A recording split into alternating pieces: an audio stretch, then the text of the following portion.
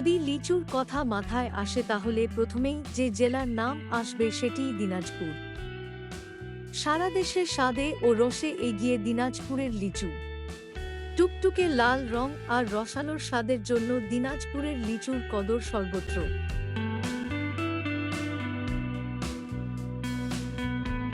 সঠিক ইতিহাস খুঁজে পাওয়া না গেলেও বহুকাল থেকেই দিনাজপুরে লিচুর আবাদ হয়ে আসছে বলে বিভিন্ন তথ্য উপাত্তের ভিত্তিতে কৃষি বিশেষজ্ঞরা মত প্রকাশ করেছেন।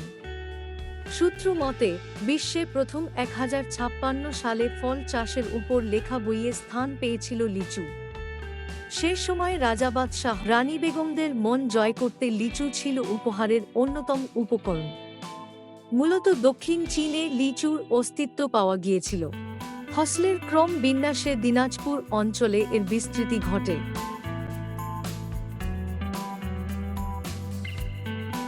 দিনাজপুর কৃষি সম্প্রসারণ অধিদপ্তর সূত্রে জানা গেছে, এবছর দিনাজপুরে লিচু চাষে জমির পরিমাণ প্রায় 5489 হেক্টর।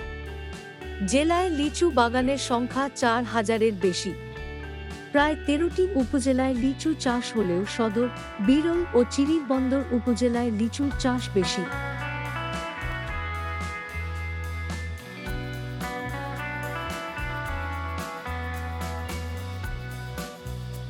দিনাজপুর জেলার বীরগঞ্জ উপজেলার লিচুচাষী সাজু ইসলাম ইউএনবিটিভিকে বলেন, আমার 2টি বাগানে শতাধিকের বেশি লিচু গাছ আছে। এবার আবহাওয়া জলবায়ু পরিবর্তনের ফলে গাছে লিচুর ফলন কম। তবে এবার ভালো দাম পাবেন বলেন এই জেলার কৃষকেরা।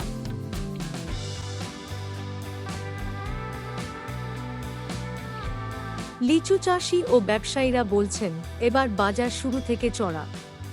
গতবারের চেয়ে জাতভেদে প্রতি হাজার লিচু 700 থেকে 800 টাকা বেশি দাম রাখতে হচ্ছে। কারণ জেলার কিছু কিছু জায়গায় লিচুর ফলন একেবারেই কম। তাছাড়া প্রচণ্ড তাপপ্রবাহে লিচুর মুকুল ঝরে গেছে।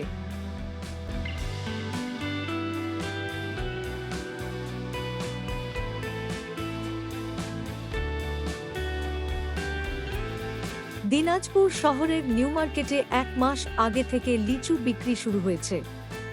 সকাল থেকে রাত 9টা পর্যন্ত সরব লিচুর বাজার। বাজারে উঠেছে মাদ্রাজি, মুম্বাই ও বেদানা জাতের লিচু। এবার সরবরাহ কম থাকায় লিচুর দাম বেশি। এতে ক্রেতারা অখুশি হলেও কৃষক ও ব্যবসায়ীদের চোখে মুখে আনন্দের ঝিলিক। তানিশা রহমান, ইউএনবিটিভি।